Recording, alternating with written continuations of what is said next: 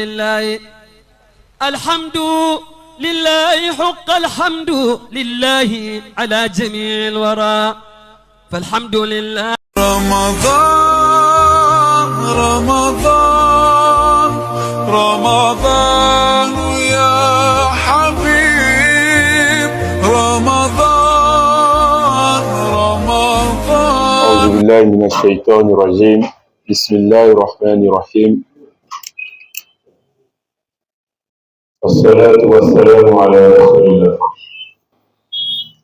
Que l'agrément d'Allah soit sur les compagnons qui nous ont couverts par le dôme de la foi, al-Iman, et de la perfection, al-Ihsan, ainsi que sur ceux qui leur ont emboîté le pas, les destinataires de la félicité, de la réussite et de l'agrément d'Allah, les ignorants et les mécréants. Que l'agrément d'Allah soit sur eux tous, tant que la nuit et le jour se succèdent.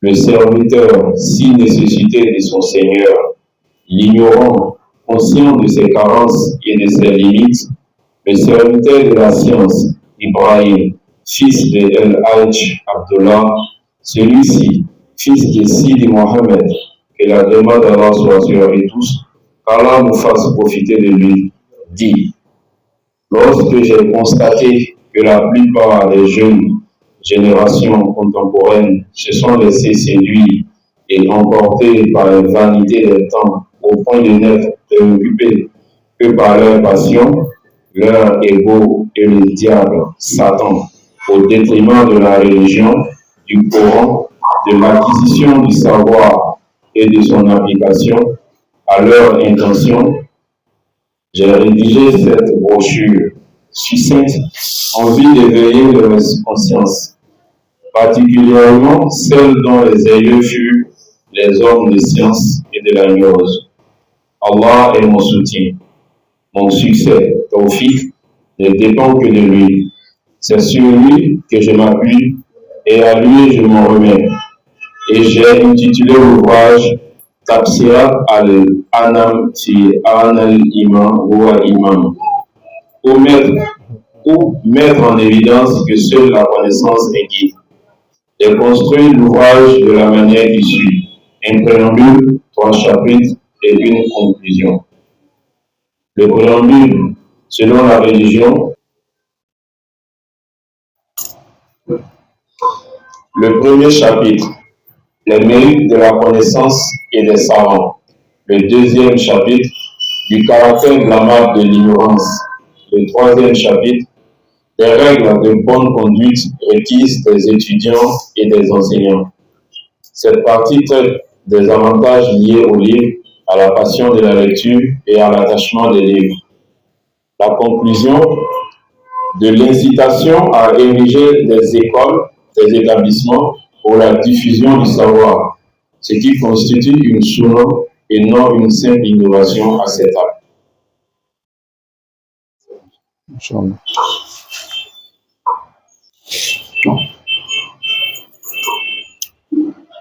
Alhamdulillah, Masha'Allah. Donc voilà la continuité de l'introduction de Maulana Cheikh Ibrahim, qui est très riche, très pertinente, plein de sagesse. Alhamdulillah. Donc hier, comme on avait dit, il avait commencé par le nom d'Allah, ainsi qu'il a prié sur le prophète Mohammed sallallahu alayhi wa sallam par la meilleure des salats, plein de grâce aussi, qui est la salatul fatih. C'est ainsi qu'il a fait les éloges du prophète Mohammed sallallahu alayhi wa sallam, en nous rappelant que lui-même, Allah subhanahu wa ta'ala, lui a demandé de lui demander d'accroître sa connaissance pour montrer l'importance de la connaissance. Le maître des maîtres, lui, Sayyidina Mohammed sallallahu alayhi wa sallam. Et aujourd'hui, il est venu rendre hommage, un vivant hommage à ses compagnons, ses sahaba, ceux-là, et Masha'Allah, qui nous ont aidés à atteindre les dimensions suivantes de la religion, qui sont Iman et Al-Ihsan, car la religion est composée de 3 stations qui sont Islam, Iman, Ihsan. Donc, machallah, ils se sont battus pour qu'on puisse arriver à cela, mais au prix de leurs âmes, en abandonnant tout, en combattant au prix de l'épée et du sabre pour combattre l'ignorance, la mécréance et l'obscurantisme, machallah, de l'égarement dans la foi. Et c'est ainsi que Maulana Cheikh Ibrahim Niass, il est venu encore, machallah, faire preuve d'humilité en sa propre personne, se présentant pour dire pourquoi il a écrit ce livre. Donc, en disant que le pauvre pécheur, celui qui a plein de lacunes, machallah, plein de défauts, plein de péchés, le pécheur, le pauvre serviteur, Ibrahim, fils d'Abdullah, fils de Sidi Mohammed, machallah, il s'est présenté et il a détaillé maintenant comment il a écrit ce livre, machallah, les préambules avec les différents chapitres. Donc, voilà, maintenant on va rentrer dans les commentaires de paragraphe par paragraphe de l'introduction de Maulana Cheikh Ibrahim Niass.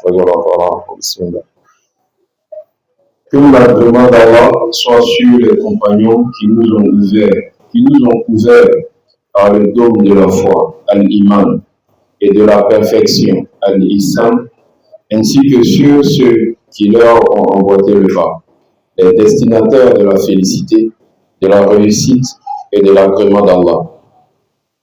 Donc, demander à Allah subhanahu wa ta'ala, ça c'est preuve de reconnaissance. Après avoir prié sur le prophète Mohammed sallallahu alayhi wa sallam, demander à Allah d'accorder son agrément, de sa félicité aussi aux compagnons du prophète Mohammed sallallahu alayhi wa sallam. C'est là dont Allah lui a donné comme support pour lui aider à réussir sa mission, pour lui faciliter sa mission. Chaque missionnaire, Allah subhanahu wa ta'ala, cherche des personnes qu'il faut pour t'aider à réussir ta mission. Allah l'avait donné des personnes comme Sayyidina Bakr Siddiq, Sayyidina Omar, Sayyidina Osman, Sayyidina Ali, Hamza, Bilal, et tant d'autres, tout cela qui étaient là pour l'aider à faciliter sa mission au péril de leur vie. Et tous ceux qui ont suivi ces Sahaba, qui nous ont menés à la félicité, donc les tabi'in et les tabi'in, jusqu'à nos maîtres, nos saints, ceux qui sont venus avec la révolution des voies des tariqas soufis, comme Cheikh Sidi Ahmed Tijani, Cheikh Rajab Anfo, Abdul Qadir Jailani, avec des personnes, des maîtres spirituels comme Maulana Cheikh Ibrahim Niass, Maulana Cheikh Al-Khayri, Masha'Allah, dont leur lumière aussi a touché le monde entier. Donc voilà, il a donc une manière de marquer sa reconnaissance vers la connaissance et vers ce qui Allah est passé. Mais un point important, il a cité Iman et Ihsan. Donc, pour montrer que notre religion est composée de 3 dimensions. La première dimension, c'est l'islam. La deuxième dimension, c'est Iman. Et la troisième et dernière dimension, qui est station, qui est la Mahamatul Ihsan. Iman, on avait demandé au professeur Salam, qu'est-ce qui est Iman? Il dit, Iman consiste à 6 piliers. Croire à un seul Dieu unique, croire à tous les prophètes, croire aux anges, croire aux livres, croire au jour du jugement dernier, croire le destin des biens comme le mal. Voilà les 6 piliers de l'Iman. Et Al-Ihsan est la 3e station de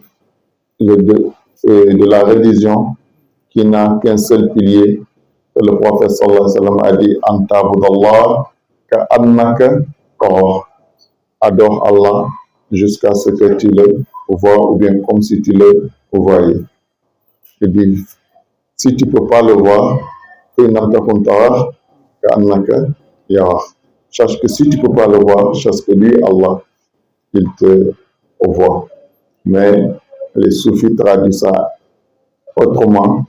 Il dit si tu n'es plus, tu le verras. Tant que tu es et Allah est, tu ne pourras jamais voir Allah.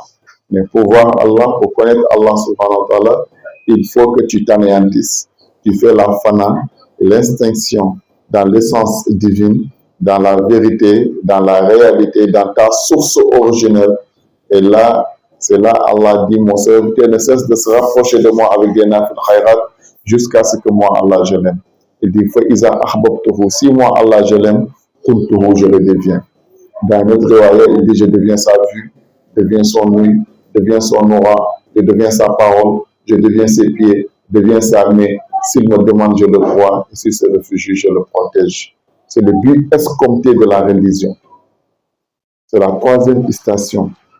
C'est le but escompté. C'est pour ça que la religion est divisée de 3 dimensions qui sont Islam, Iman, Ihsan.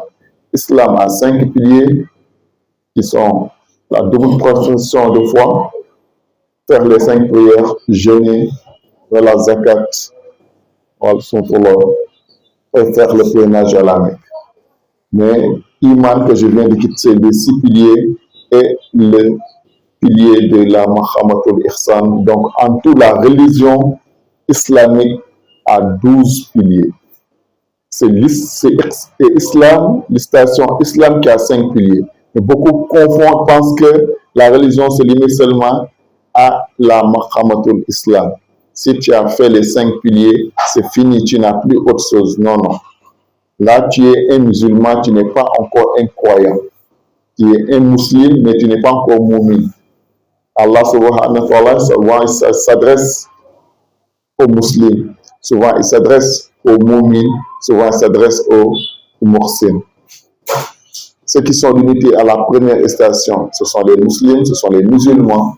Ceux qui sont arrivés à la deuxième station, c'est ceux-là qui sont les mu'min, les croyants. Et ceux qui sont arrivés à la troisième station, c'est ceux-là qui sont les muhsin, et ceux-là qui ont atteint la perfection, c'est ceux-là qui ont atteint le but escompté, qui est la ma'rifatu billah, la connaissance d'Allah subhanahu wa ta'ala.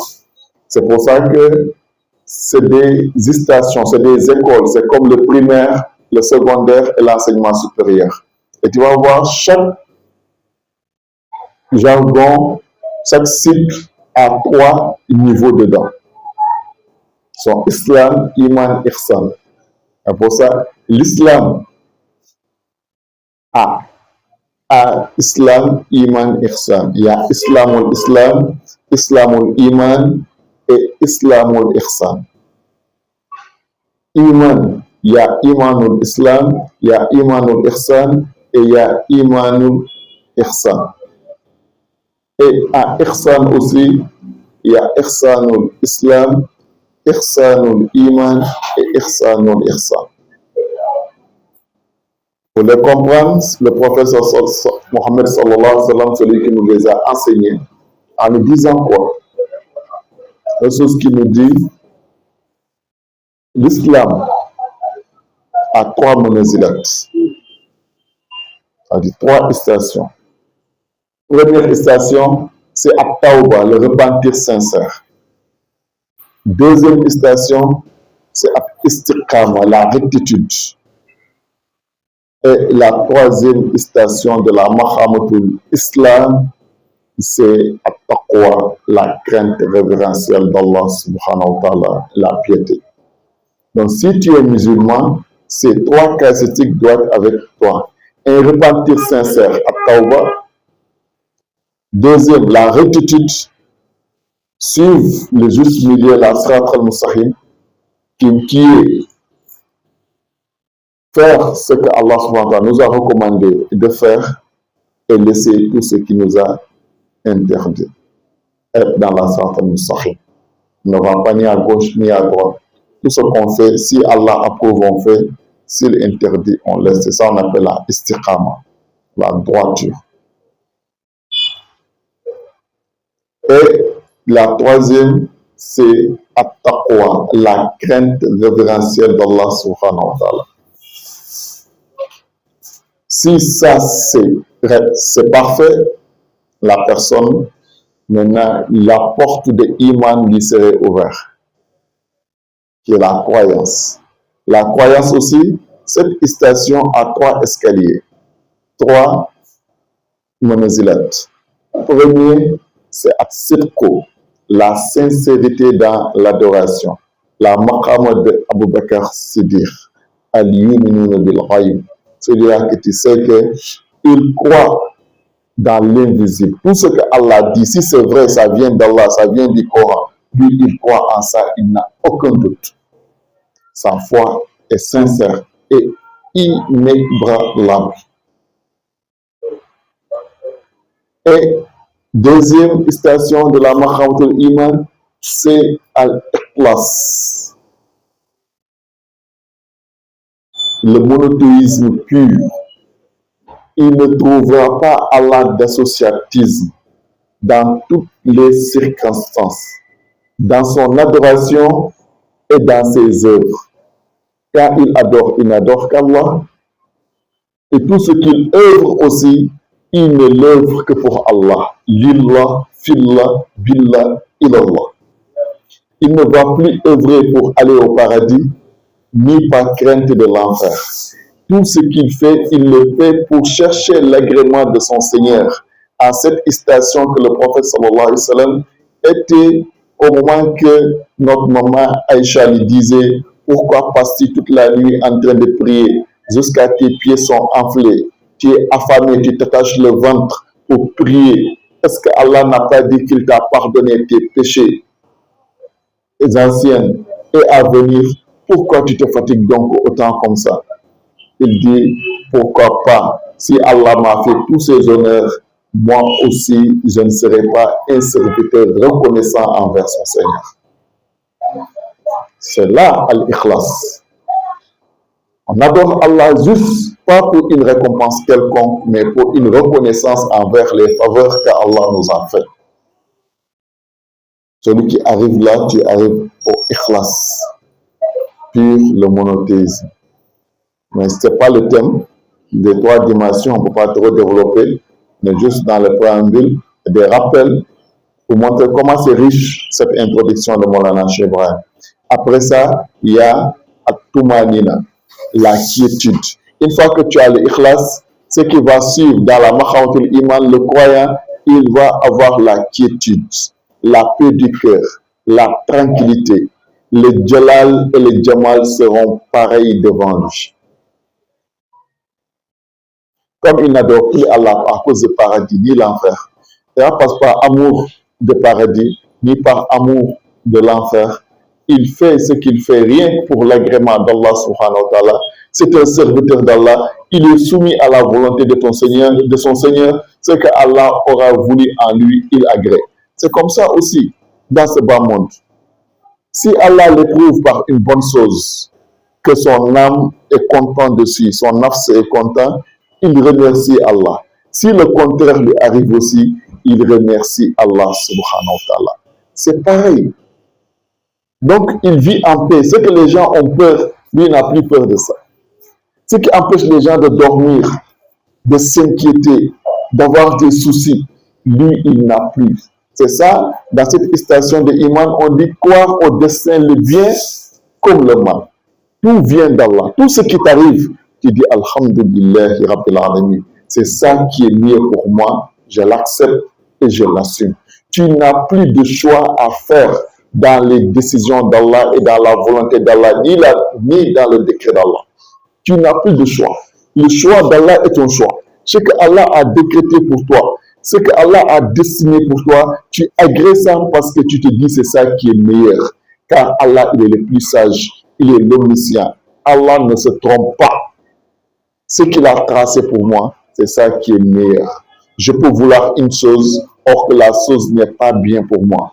Donc, ce que Allah a décidé, je me réjouis en cela. C'est pour ça qu'il y a un saint qui disait, moi, quand j'invoque Allah pour une chose, quand Allah me le donne, je le remercie. Mais quand Allah ne me le donne pas, je le remercie 10 fois encore. Pourquoi? Parce que au lieu de me priver de me le donner, il m'a préservé contre mon malheur. Parce que moi, je pensais que c'était mon bonheur. Mais du moment qu'il m'a privé, il m'a montré que je tendais vers mon malheur en pensant que c'était mon bonheur. Donc, la foi doit amener à ce niveau la quiétude, la tumanina, la tranquillité. C'est pour ça que Maulana Cheikh Niass dit que moi, je n'ai pas de choix que le choix de mon Seigneur. Même s'il m'était imposé d'avoir un choix, d'avoir un désir, mon choix allait être de ne pas avoir un choix. Et ça, c'est un choix. Mon choix allait être de ne pas avoir un choix. Donc ça, c'est là où le disciple, le serviteur doit aller. Donc on va demander pourquoi il demande Dieu, pourquoi il fait des doigts. Il fait des doigts en guise de servitude pour montrer ce dont il a besoin. Personne ne peut lui donner ça que Dieu. Il honore Allah, il demande tu es mon chef, tu es mon patron, je n'ai pas d'espoir, je ne compte que sur toi. Mais si tu me donnes aussi, j'agrée. Si tu ne me donnes pas aussi, j'agrée parce que je sais que ce que tu as choisi, c'est meilleur pour moi. C'est tout. Mais il ne dit jamais pourquoi j'ai demandé Dieu ça des mois, pendant des années, je demande ça à Dieu, il ne m'a pas donné non.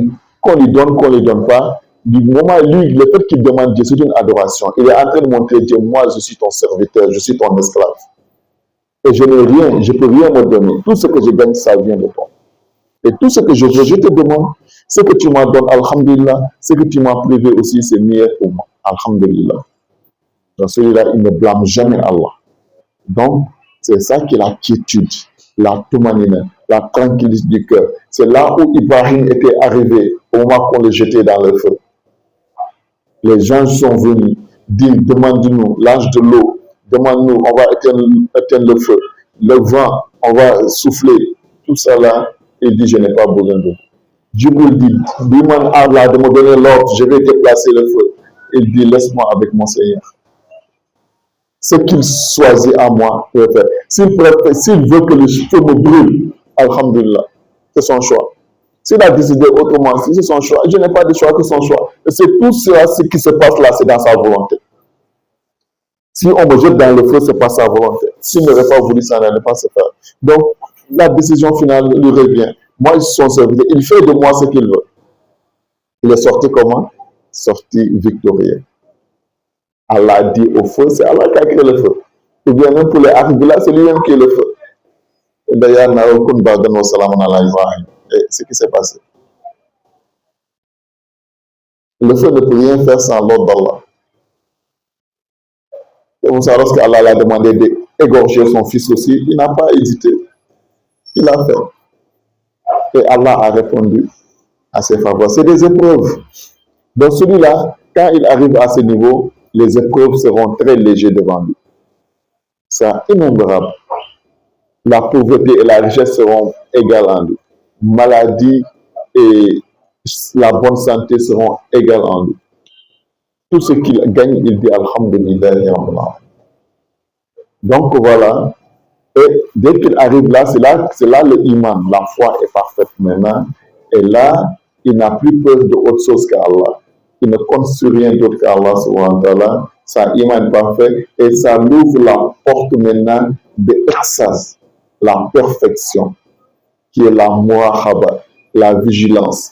Quand il arrive à ce moment-là, il ne compte que sur Dieu. Il ne va que sur Dieu. Il n'aime que sur Dieu.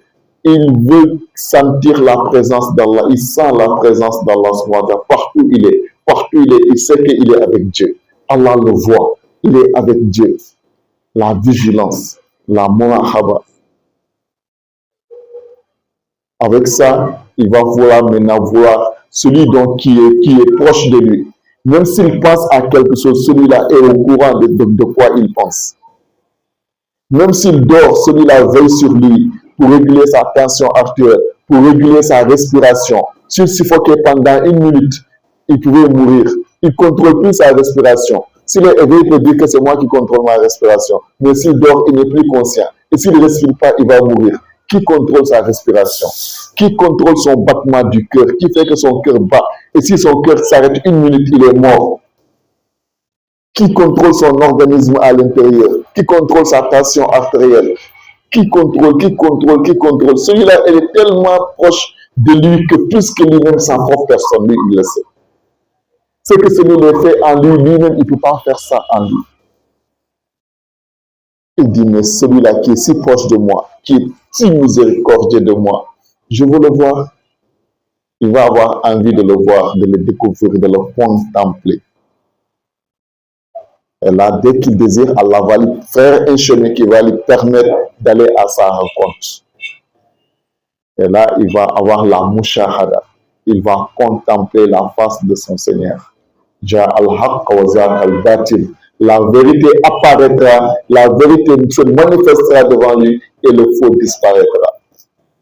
Et le faux commence par lui-même, sa propre existence, sa propre personne qu'il pensait qu'il était. Déjà lui-même, il était faux.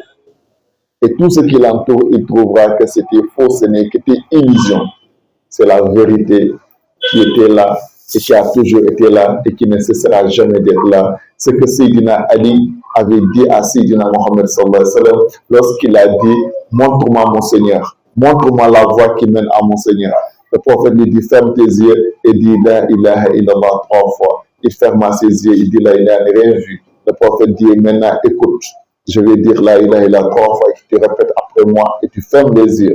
Lorsque Sayyidina Ali l'a fait, cette fois-ci, le prophète sallallahu alayhi wa sallam lui dit c'est comment, dès qu'il a dit la ilaha illallah 3 fois, lui il a dit je l'ai vu. Je l'ai vu avec les yeux de mon cœur et je n'ai pas de doute, celui que j'ai vu, c'est lui, c'est lui, c'est lui. Le prophète veut voir. Si tu le vois, tu ne peux pas voir autre chose encore. Le prophète lui fait le Jésus. Il dit Allah était là en ce moment, il n'y avait rien. Il n'avait rien créé. C'est lui seul qui était là. Sayyidina Ali lui dit oui, c'est vrai. Mais de la manière qu'il était là en ce moment, jusqu'à aujourd'hui, c'est comme ça il est. C'est lui seul qui est là et il est là avec rien. Le prophète a dit, tu es arrivé. Comme aujourd'hui, tu sais que c'est lui seul qui est là. Rien d'autre n'est là que lui. C'est la science que moi j'ai apportée à la créature. Je suis la cité de cette science, mais toi, Ali, tu es la porte de cette science. Le prophète nous indiquait quoi? Le tasawwuf, le soufisme. Car tout le soufisme, le maître de soufisme, des maîtres soufis, des tariqas, c'est Sayyidina Ali Karamallahu wajhahu. Tous les sites se la retournaient vers lui, sauf la tariqatul Tijaniya, dont Allah, le prophète, a dit, Cheikh Ahmad Tijani, laisse tous tes maîtres, c'est moi qui est ton maître, et il n'y a plus d'intermédiaire entre moi et toi. Ana anta wa anta ana, toi tu es moi et moi je suis toi. À ce Cheikh Ahmad Tijani, directement avec le prophète Mohammed sallallahu alayhi wa sallam. Donc, alhamdulillah, rabbil alamin.